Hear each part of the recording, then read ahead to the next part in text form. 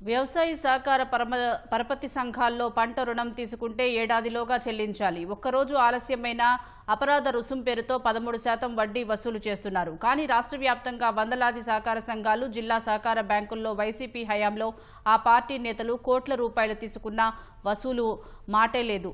5 ఏళ్ల పాటు ఆ పార్టీ నేతలు సొసైటీ నిధులు 6,000 కోట్ల రూపాయలకు పైగానే దోచుకున్నారు. ఇప్పటికీ చర్యలు లేవు. వైసీపీ హయాంలో ఆ పార్టీ నేతలు ప్రాథమిక సహకార సంఘాల్ని 5 ఏళ్లు సొంత బీరువాల్లా వాడేసుకున్నారు. రైతుల పేర్లతో పెద్ద ఎత్తున రుణాలు తీసుకుని స్వాహా చేసేశారు. పాలవెల్లువ, చేదోడు పథకాల కింద దోచేశారు. మొత్తం అక్రమాల లెక్క తీస్తే 6,000 కోట్ల రూపాయలపైనే కొల్లగొట్టారు. సహకార బ్యాంకులు, పరపతి సంఘాల ఉద్యోగాలు ఒక్కోటి 10 లక్షల రూపాయల నుంచి 15 లక్షల రూపాయలకు అమ్ముకున్నారు.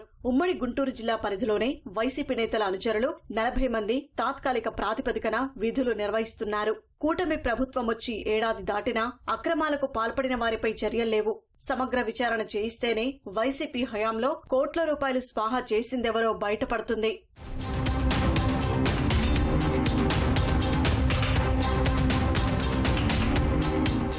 రాష్ట్రంలోని 11 ఉమ్మడి జిల్లాల పరిధిలోని డీసీసీబీల్లో జరిగిన 200 కోట్ల రూపాయల అక్రమాలపై విచారణ కొనసాగుతోంది.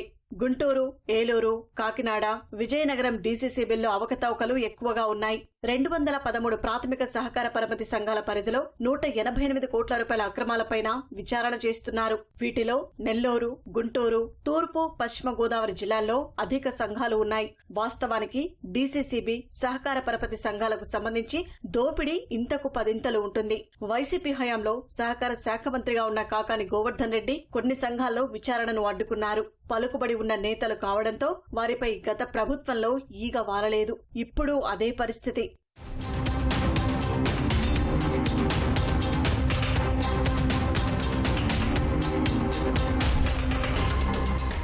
కాకినాడ జిల్లా పరిధిలో 298 పీఏసీఎస్లలో 200 కోట్ల రూపాయలకు పైగా అక్రమాలు జరిగాయి. కిర్లంపొడి సొసైటీలో 104 కోట్ల రూపాయలు పక్కదారి పట్టాయి. గండేపల్లి పీఏసీఎస్ లో 9,300 మంది రైతులకు తెలియకుండానే వారి పేర్లతో రుణాలు తీసేసుకున్నారు. ఏలేశ్వరంలో 62 కోట్ల రూపాయల అవినీతి జరిగింది.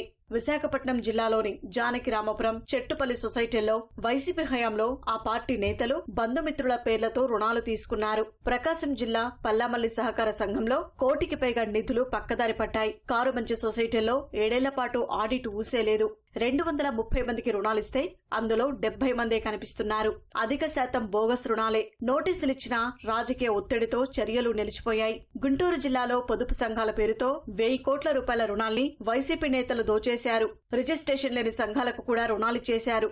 48 సంఘాలు డబుల్ ఎంట్రీగా ఉన్నట్లు గుర్తించారు. ఒక సంఘంలో ప్రెసిడెంట్, మరో సంఘంలో సభ్యుడిగా ఇలా ఒక్కొక్కరు 2-3 సంఘాల్లో నమోదయ్యారు. మొత్తంగా సహకార బ్యాంకును కొల్లగొట్టారు. నెల్లపాడు డీసీసీబీ శాఖలోనూ 6 కోట్లకు పైగా దోచేశారు. ఒక్క వినుకొండ నియోజకవర్గంలోనే అవినీతి 125 కోట్లకు పైగా ఉంటుందని అంచనా. వీటన్నింటిపై పొదుపు సంఘాల మహిళలే ఫిర్యాదు చేస్తున్నారు. ప్రకాశం జిల్లాలో 2019-24 మధ్య చేదోడు పాలవెలువ పథకాలతో జిల్లా సహకార బ్యాంకులో భారీ ఎత్తున దోచేశారు. అనర్హుల పేర్లతో రుణాలు మంజూరు చేయించి స్వాహా చేశారు. వైఎస్సార్ కడప జిల్లాలో వైసీపీ నేత జెడ్పీ ఉన్నత పాఠశాల భూమిని భార్య పేరుతో రాయించుకుని డీసీసీబీలో రుణం తీసుకున్నారు. చిత్తూరు జిల్లాలో కోటకు చెందిన వైసీపీ నేత కుటుంబ సభ్యులు ఏకంగా 1,62,00,000 రూపాయలు పంట రుణం తీసుకున్నారు. ఉద్యోగులకే భవన నిర్మాణ కాంట్రాక్టులు ఇచ్చారు.